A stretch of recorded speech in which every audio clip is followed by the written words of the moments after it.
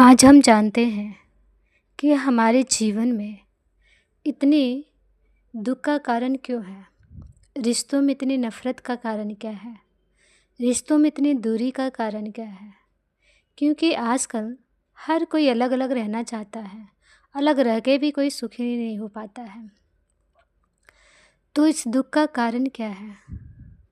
आज रिश्तों में इतना नफ़रत, इतनी घृणा, इतनी ईर्ष्या क्यों है। क्योंकि आजकल रिश्तों पे विश्वास नहीं है। कोई किसी पे विश्वास करना ही नहीं चाहता है।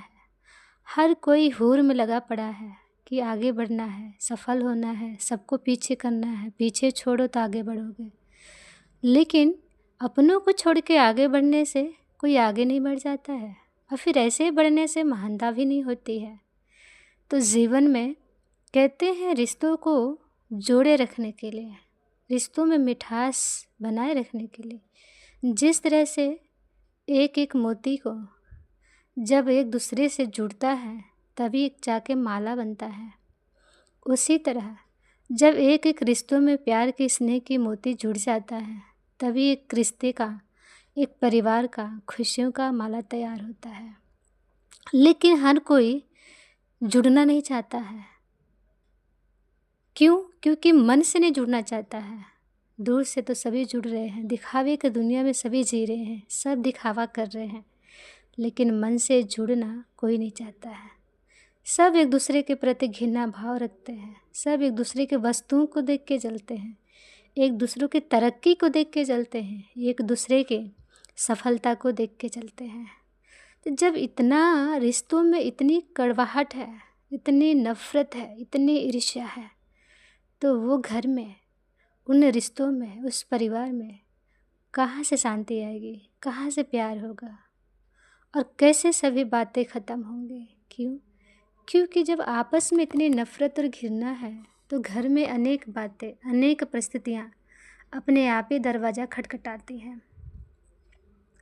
जब परिस्थितियाँ दुख भी यही देखते हैं कि इनके घर में तो अशांति लगी पड़ी है, इनके घर में तो नफ़रत लगी पड़ी है, तो वो परिस्थितियाँ, दुख अपने आप ही जगह बना लेते हैं।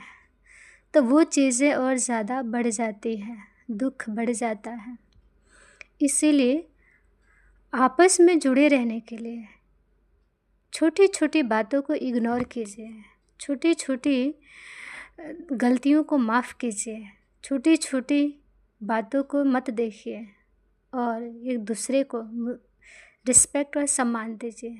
जितना हम एक दूसरे को रिस्पेक्ट और सम्मान देंगे, जितना एक दूसरे को हम रिगार्ड करेंगे, जितना एक दूसरे का हम रिस्पेक्ट करेंगे, उतना ही हमारे परिवार में, घर में सुख शांति बनी रहती है।